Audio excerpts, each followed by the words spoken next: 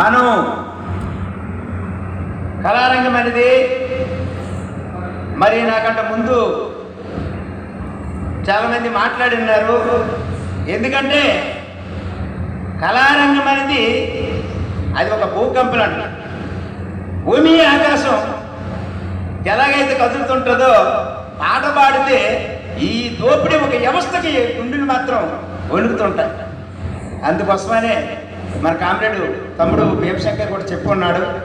అంటే కళాకారుల డెవలప్మెంట్ అయితే మన కార్యక్రమాలు కూడా కొన్ని జరుపుకోవచ్చు, కొన్ని గ్రామాలు తిరగవచ్చు, అలాగే మన ఉద్యమాన్ని కూడా డెవలప్మెంట్ చేయవచ్చు. కాబట్టి మరి ఈరోజు మన అరుణోదయ సంస్కృతి ఈ కార్యక్రమం పెట్టినంతమందికి మీ ఎంతమంది కూడా నా విప్లవ అభినందన తెలియజేస్తూ, మరి ఈరోజు ఇంత శ్రమ చేసి మరి కొండల నుండి పెండల నుండి ఎన్ని కష్టాలు వచ్చేసరికి మాత్రం మనము కళారంగాన్ని నిలబెట్టుకోవాలా, మన ఉద్యమాన్ని కాపాడుకోవాలా, మన నాయకుని కాపాడుకోవాలా, మన పార్టీని కాపాడుకోవాలా, ఈ వ్యవస్థను కోల్చాలా, ఈ దోపిడీ వ్యవస్థను మార్చాలని ఒక ఉద్దేశంతో ఇక్కడ వేదిక ఈ కార్యక్రమం పెట్టారు. కాబట్టి మరి ఆకలితో ఉన్నారు.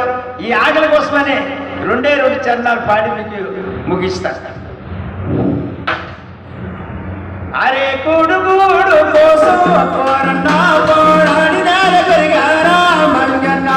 అరే కూడుగూడు కోసం పోరన్నా పోరాడినార పెరిగారా మంగన్నా. అరే కూడుగూడు కోసం పోరన్నా పోరాడినార పెరిగారా మంగన్నా. కూడుగూడు కోసం పోరన్నా పోరాడినార పెరిగారా మంగన్నా. అరే కెంచి కాల్చుకుందుమంటే పోరన్నో పచ్చి మంచి నీరు కలవాడే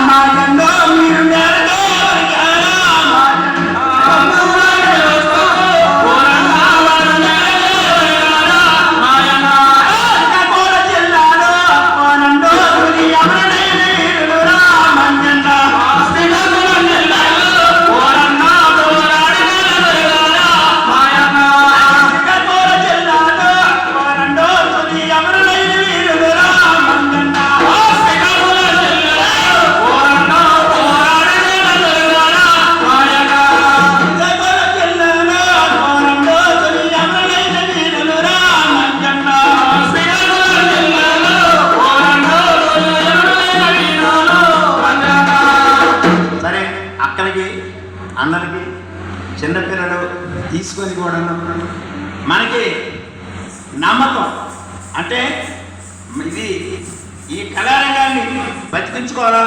ఈరోజు తెలంగాణ ప్రాంతం మొత్తం మీద కూడా ఉన్న మన కళాకారులు మొత్తం కూడా డబ్బులు